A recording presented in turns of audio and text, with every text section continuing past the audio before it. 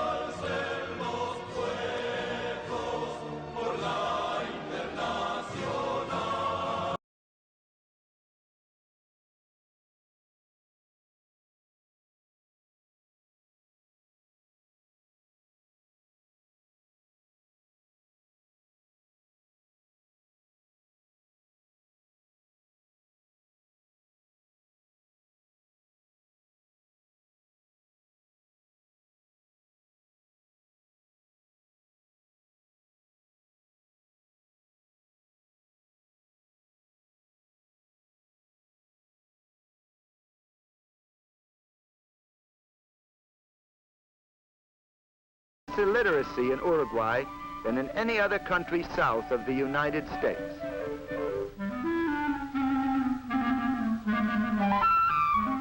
It's roundup time at least once a year on the big ranches. And each year over 1 million head of cattle make the trip to market.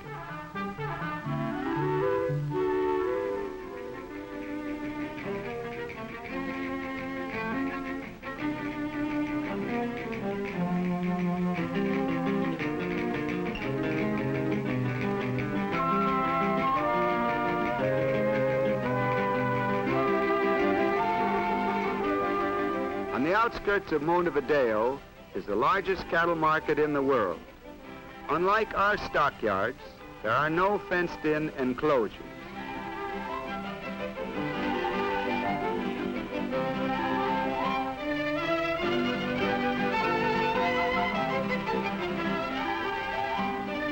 The men we see here are the cattle buyers and sellers.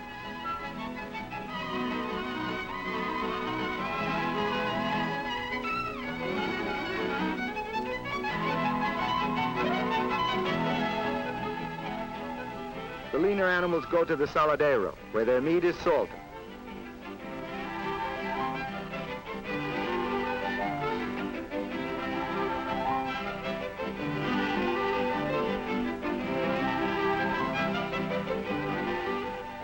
To the frigorifico, the plant for freezing and packing beef for export, go the top-grade cattle. The shower bath gives a good cleansing to their hides and hoofs.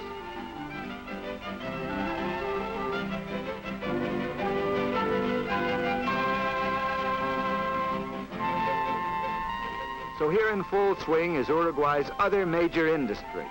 All of this beef is for export. The best customers are the British. Today, much of the beef, before it's frozen, is boned. This saves a lot of cargo space. The bones and other waste products will be ground up and exported as chicken feed and fertilizer.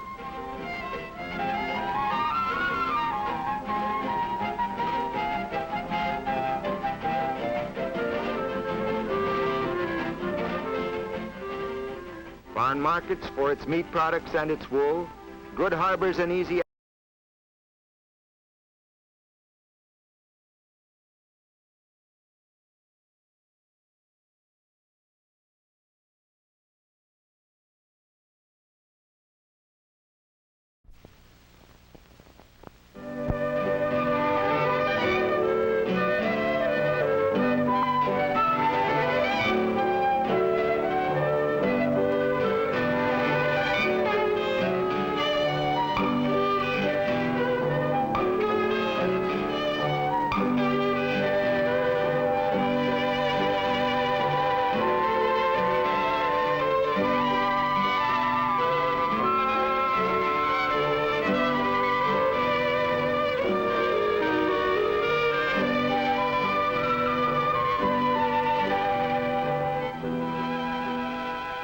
What is the look of Uruguay?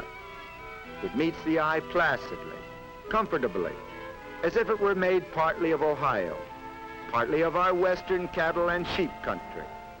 Nothing spectacular. The other countries of South America have all the mountains, all the deserts, all the jungle. Uruguay has none of these. but nearly all of its land is useful. Southeast of Miami, Florida, about 5,000 miles, lies Uruguay. It is only 1/4 larger than Florida. It is the smallest of all the South American countries. It is wedged in between two big neighbors, Brazil to the north and Argentina to the south and west. The Uruguay River and the great arm of the sea called the Rio de la Plata separate Uruguay from Argentina. And on the shore of the Plata is Montevideo, Uruguay's capital. It is one of the world's great seaports.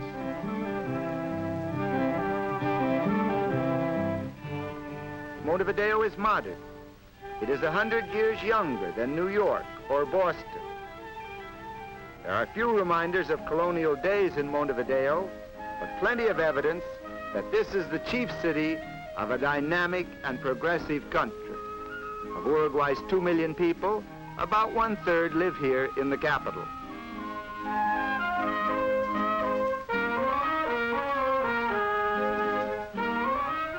Montevideo is modern, but one old tradition thrives. Each year there is a gathering of La Criolla Society to pay tribute to that key man in Uruguay's past and present, the gaucho, the cowboy.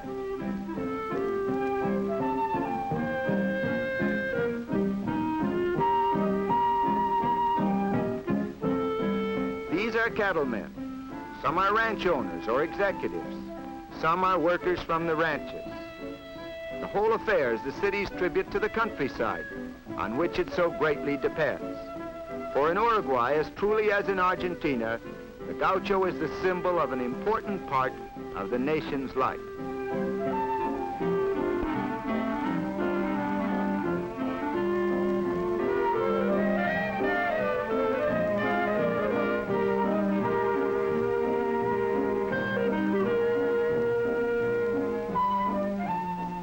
Another symbol, La Carreta, Montevideo's tribute to Uruguay's pioneers. From Spain and Italy they came and drove their covered wagons into the backcountry along the Plata. They came with their goods, their families, and with their love of the soil. Today their descendants are still working these pleasant farmlands.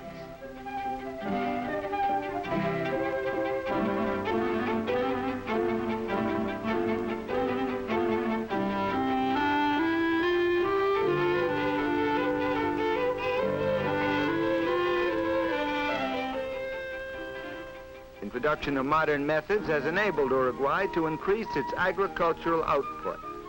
The climate is temperate, the rainfall is dependable, and in the south, in the regions nearest the rivers, the soil is good. These farm workers are drinking mate. To the true Uruguayan, life would be unendurable without this tea-like brew. One of the surprising things about Uruguay, one of the unique things, is that the national minimum wage law and the 8-hour day apply to farm workers. Agriculture claims only a small share, not more than 10% of the country's usable land. But Uruguay feeds itself and even exports a part of its crops. The rivers give Uruguay an easy way of starting farm products, barley, oats, corn, wheat, linseed, toward foreign markets.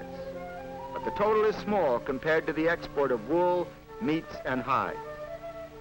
From 80 to 90% of all Uruguay's land is given over to raising cattle and sheep. So we must think of the gaucho, the ranch hand, as Uruguay's #1 worker.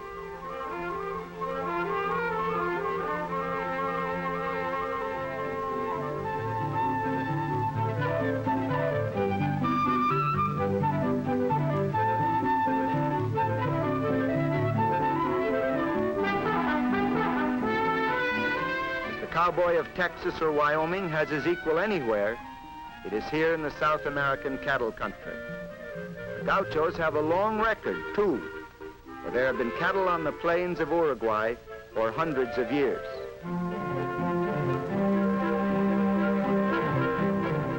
There are 9 times as many sheep in Uruguay as there are people. In proportion to population, Uruguay has about 18 times as many sheep as the United States. Uruguay looks to her millions of sheep primarily for wool, the country's leading single export.